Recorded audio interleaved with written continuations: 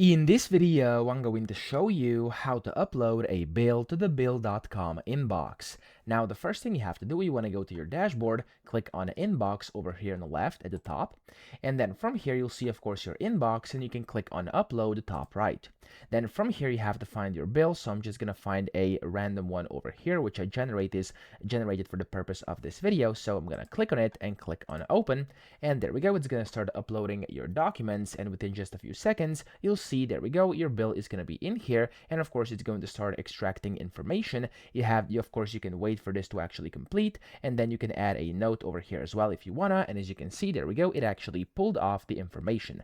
Now you can click on enter bill over here. Of course, you have more options over here as well if you want to use them, and then click on enter bill, and that's all you have to do. You can then just simply basically review everything. If it looks good, just click on create bill bottom right, and there we go, you've successfully basically uploaded a bill to the bill.com inbox. And of course, now it's going to be in here, and you'll be able to see it inside history, documents, and of course spam as well in case you have any spam. So I hope this video helped you out. If it did, please subscribe to the channel and help me out as well.